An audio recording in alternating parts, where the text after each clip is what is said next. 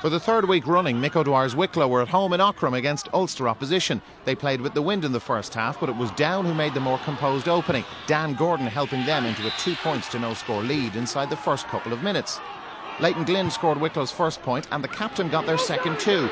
Conor Garvey's slip here didn't seem fatal, but Damien Rafferty was caught napping by the international rules star and Glynn's finish was top drawer. Down would never lead again in this match. Wicklow had the aid of a stiff breeze and they were able to keep a goal clear of Down with points like this from full forward Shawnee Furlong. Their lead had swelled to 4, but the excellent Daniel Hughes kept the pressure on Wicklow. This was his second of 3 points on the day. Ambrose Rogers performed well for Down all afternoon. His point left them trailing by 19-9 at half-time.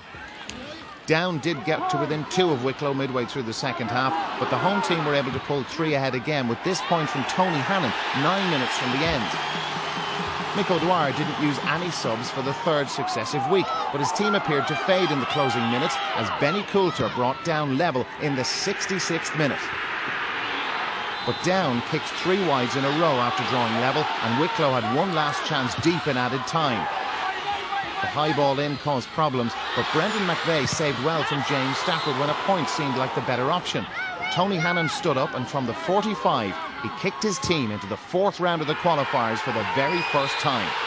The full-time whistle followed seconds later, and that was the cue for scenes rarely, if ever, seen after a Wicklow match in Aughrim. It was a day Hannon and the rest of the Wicklow players and their supporters will remember for a long time. They now face their 6th championship match for the first time in their history. It was one of the sweetest days of all for a remarkable man from Kerry who's brought Wicklow to uncharted territory. Wicklow 115, Down 17 points.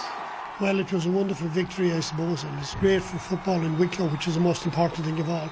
I was delighted for Tony Hannon. You know, Tony was under a lot of pressure after missing that 45 up against Westmeath and Tullamore.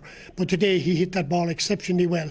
He put it right to the right post and went right over. It was a marvellous kick at a vital stage in the game. The players are devastated. We felt that had we coming down here today, we had a really, really good chance of winning.